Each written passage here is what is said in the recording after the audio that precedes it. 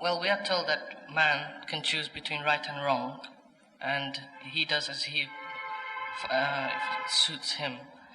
Well, Allah knows exactly what a man is going to do when he dies, by the time he dies. Yes, I follow what you mean. And I can't see. But I have already spoken on this subject, both times. in Urdu and in English, so many times before. Yes, that's what I was What thinking. is confusing, I'll repeat just very briefly, the important point to be remembered about this question, which agitates so many minds, particularly the youth. The fact is that there is a distinction between a knowledge and decree.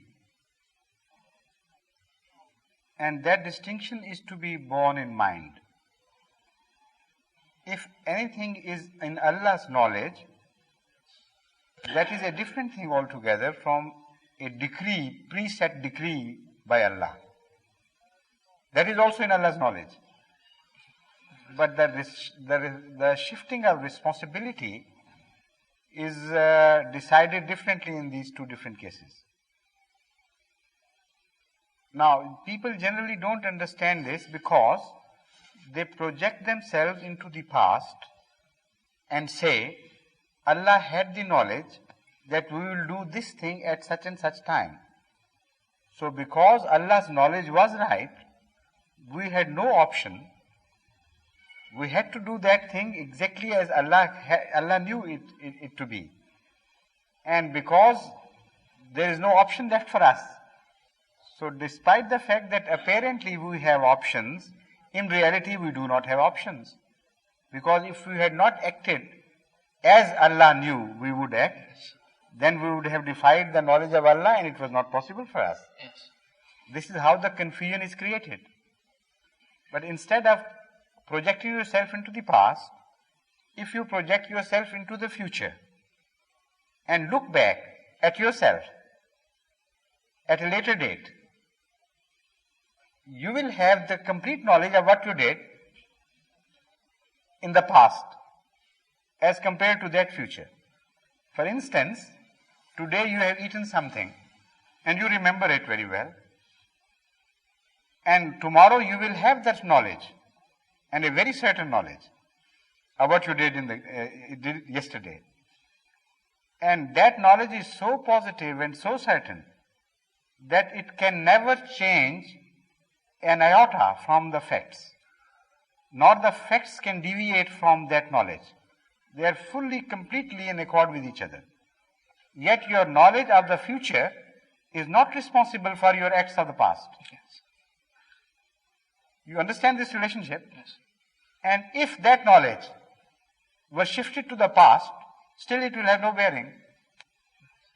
So knowledge has nothing to do with their acts. It is only the decree and willful decision about one's actions which either do things or undo things. And these willful acts are responsible. But knowledge as such is not responsible, because Allah's knowledge precedes you, so you are confused. But Allah's knowledge apparently in terms of times precedes. But in reality it is not it does not precede. It results from what you might have done. It is born out of what you did in fact. So it is a child in that way of the realities. If you had not done that, Allah's knowledge would change accordingly.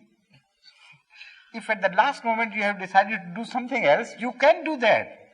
But Allah's knowledge would change accordingly. So because that knowledge precedes, so you have that confusion. So when they apply the same situation to you yourself, with regard to your knowledge about what you have done, then you will realize that your knowledge is not responsible for the actions, despite the fact that the actions cannot be changed and the knowledge is perfect. Thank you understand? Yes, thank you very much. Do you understand?